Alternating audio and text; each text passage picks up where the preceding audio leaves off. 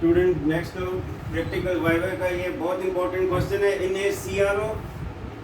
In CRO cathode ray oscilloscope by changing time base we change what. जब भी time base, आपको कल भी बताया था, टाइम बेस सर्किट का दूसरा नाम है सॉटूथ जनरेटर। तो टाइम बेस जब हम चेंज करते हैं तो सॉटूथ वोल्टेज की फ्रीक्वेंसी चेंज नहीं होती। सॉटूथ वोल्टेज की फ्रीक्वेंसी चेंज नहीं होती स्टूडेंट, सॉटूथ वोल्टेज का एम्पलीट्यूड चेंज होता है। ये पूछते हैं in CRO by changing time base what name the quantity which will change. तो answer is amplitude of sawtooth voltage will change. Next question is why eyepiece is regarded as superior to single lens for use in optical instruments like telescope and microscope. Eyepiece क्या होता है? ये eyepiece ही दो photo आप देख रहे हैं, ये हाइजन आईपीस का फोटोग्राफ है, ये रैम्सटन आईपीस का फोटो है। An eyepiece is a suitably designed magnifier to provide a sharp, bright and perfect image free from chromatic and spherical aberrations, especially when we talk about Huygens eyepiece. Huygens eyepiece एक ऐसा only Huygens eyepiece is a eyepiece which is free from both the aberrations, spherical aberration as well as chromatic aberrations. So eyepiece is suitably designed magnifier to provide a sharp, bright and perfect image free from chromatic and spherical aberrations.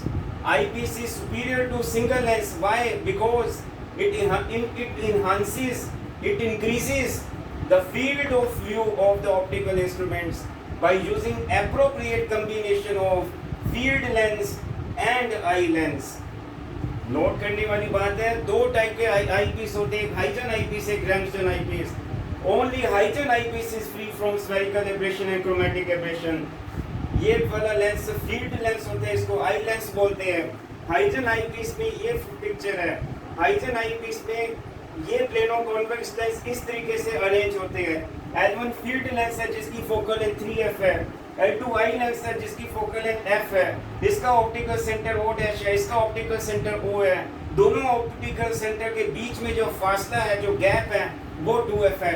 इसीलिए तो ये जो eyepiece है free from spherical as well as chromatic aberration. ये ध्यान देने वाला कि फील्ड लेंस की फोकल लेंथ आई लेंस की फोकल लेंथ के 3 गुना ज्यादा है। और दूसरा student, both lenses used are plano convex, both lenses used are plano convex having different focal length, एक की focal length 3f, दूसरे की focal length f.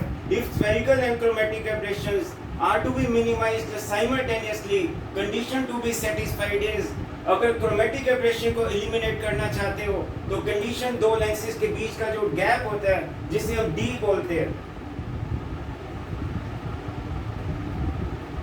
दो lenses के बीच का जो gap होता है वो d होता है। For elimination of chromatic aberration, distance between the two lenses is f1 plus f2/2. यहाँ पे f1 की वैल्यू 3f है, f2 की वैल्यू f है, तो 3f plus f/2 यानी 4f/2 यानी 2f, which is true. इसीलिए Huygens eyepiece is free from chromatic aberration. Why? Because condition for chromatic aberration is satisfied by this eyepiece. Second, for elimination of spherical aberration, distance between two lenses is f1 minus f2. यहाँ पे f1 कितना 3f है, f2 की value f है, 3f minus f यानी 2f, which is true. इसका मतलब Huygens eyepiece में कंडीशन फॉर स्फेरिकल एबरेशन भी सेटिस्फाइड हो रही है, क्रोमेटिक एबरेशन की कंडीशन भी सेटिस्फाई हो रही है। Therefore, Huygens eyepiece is free from both aberrations. जितने भी ये पैथोलॉजिस्ट लैब्स हैं, वहाँ पे पैथोलॉजिस्ट लैब में जो माइक्रोस्कोप यूज़ करते हैं वहाँ पे यही Huygens eyepiece यूज़ करते हैं। बायोलॉजी वाले जो कॉलेजेस में बायोलॉजी डिपार्टमेंट है या बॉटनी डिपार्टमेंट या जोलॉजी डिपार्टमेंट, वहाँ पे भी जो माइक्रोस्कोप का आईपीस है वो Huygens eyepiece है, क्योंकि उन लोगों को फोटोग्राफ देखनी है। Huygens eyepiece में cross wire is not present, लेकिन रैम्सटन आईपीस में cross wire is present. Ramsden eyepiece में क्या होता है, दोनों लेंसेज प्लेनो कॉन्वेक्स होते हैं, लेकिन इसमें प्लेसमेंट कुछ इस तरीके से है। रैम्सटन आईपीस में both lenses are plano convex lenses but having equal focal length. इसमें फील्ड लेंस की फोकल लेंथ है, आई लेंस की फोकल लेंथ है। Ramsden eyepiece is a positive eyepiece. अब टेलीस्कोप का एक ऑब्जेक्टिव लेंस है, एक आई पीस है। टेलीस्कोप का ऑब्जेक्टिव लेंस जो है that forms real inverted image capital I of a distant object. Telescope का objective lens forms real inverted image capital I of a distant object. Ramsden eyepiece is a positive eyepiece. और ये field lens है, ये eye lens है, ये L1 है, ये L2 है. और रैमजन आईपीस में दोनों लेंसेज के बीच में जो दूरी होती है, डिस्टेंस होती है, गैप होता है, वो 2/3 इंटू एफ है. और ये जो टेलीस्कोप के ऑब्जेक्टिव लेंस ने डिस्टेंट ऑब्जेक्ट का जो रियल इन्वर्टेड इमेज कैपिटल आई बनाया, वो इस L1 के लिए ऑब्जेक्ट का काम करेगा. फिर आगे इस लेंस इस आई से ये रेस गई, इस लेंस ने इस रेस को कन्वर्ज किया इस तरीके से, क्योंकि ये प्रिंसिपल एक्सिस है. ये रेस कन्वेक्स लेंस परफॉर्म ही कन्वर्जिंग एक्शन करता है. तो इसने ये रेस उसने एक्सिस की तरफ थ्रो किया, यानी ये रे रिफ्रैक्टेड रे है. ये इनपुट रे, ये आउटपुट रे फॉर L1. अभी इसको मत सोचिए. अब ये race, these rays appear to come from these 2 points, यानी वर्चुअल इस लेंस के लिए ये ऑब्जेक्ट है, इस लेंस के लिए ये इमेज है. लिख भी दिया I1 is virtual image for L1, but the virtual image formed by L1 will act as object for I lens. Virtual image for L1 will act as object for I lens, यानी image formed by one lens will act as object for second lens. So the image formed by objective lens in front of image, जो objective lens ने image बनाया था I, वो Röntgen eyepiece के front में है. The image formed by objective lens in front of field lens, so crosswire can be used. Röntgen eyepiece में crosswire use होती है, for Huygens eyepiece में crosswire is not there.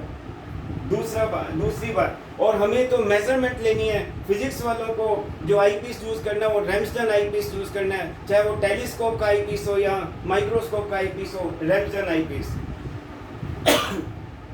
so Röntgen eyepiece, यानी positive eyepiece consisting of two plano-convex lenses placed with their curved surfaces towards each other. और आगे हम बताएंगे जो प्रिंसिपल पॉइंट्स होते हैं, second principal point as well as first principal point Ramsden eyepiece का field lens और आई लेंस के बीच में होते हैं. फिर ध्यान दें, principal points always, principal point in case of Ramsden eyepiece always lie between field lens and eye lens. Student एक ये क्वेश्चन देखिए, using Huygens eyepiece measurements can be taken but are not correct. तो ऐसी measurement का क्या फायदा जो correct ही नहीं है. लेकिन why cross wire, scale and final image are not magnified proportionately when I talk about Huygens eyepiece. Why? Because image of object is magnified by the two lenses. Object का जो image है वो तो दोनों lenses से magnify होता है, but on the other hand cross wire and scale that is magnified by one lens only. इसीलिए जो है हाइजन आईपीस से मेजरमेंट्स तो टेक हम ले सकते हैं बट वो करेक्ट नहीं होगी. लेकिन on the other hand by using Röntgen eyepiece measurements are taken and they are correct. और सेकंड क्वेश्चन, बस लास्ट क्वेश्चन आज बायो का. a Huygens eyepiece has focal and capital F dash equal to 3 cm. Find separation between two plano convex lenses used in eyepiece. अभी just पहले कहा था Huygens eyepiece is made of two plano convex lenses. एक की focal length 3f है, दूसरे की focal length f है, और दोनों के बीच में गैप जो था वो लिटिल d की वैल्यू 2f थी. और फोकल लेंथ ऑफ आईपीस, जब भी दो लेंस के बीच में कोई गैप होता है, एक लेंस की फोकल लेंथ f1 हो, दूसरे की f2 हो, और दोनों के बीच में डिस्टेंस d हो, तो फार्मूला इक्विवेलेंट फोकल लेंथ का क्या होता है? 1 by capital F dash equal to 1 by F1 plus 1 by F2 minus D over F1 F2. अब F1 की वैल्यू 3F है, F2 की वैल्यू F है, और distance between two lenses 2F है. हम जानते हैं हाइजन आईपीस में दो प्लेनो कॉन्वेक्स लेंसेज के बीच में डिस्टेंस 2F होती है. F1 की वैल्यू 3F, F2 की value F. 1 by F common into 4 by 3 minus 2 by 3 यानी 2 by 3F. Taking reciprocal capital F dash is 3F by 2 यानी 1.5F. अब क्वेश्चन में मुझे कैपिटल F डैश की वैल्यू 3 सेंटीमीटर दी हुई है और 3 सेंटीमीटर दी हुई है, और कैपिटल F डैश किसके बराबर आया? 1.5F. देखो स्मॉल f कितना आ जाएगा? 3 और 1.5 सेंटीमीटर, आई मीन टू से 2 सेंटीमीटर. और यही तो क्वेश्चन पूछा है, separation between two plano convex lenses Huygens eyepiece में कितनी होगी इस केस में? और सेपरेशन का फॉर्मूला क्या? 2F है, और F की वैल्यू मैंने बता दी है 2 centimeter. The answer is 4 centimeter. Thank you so much.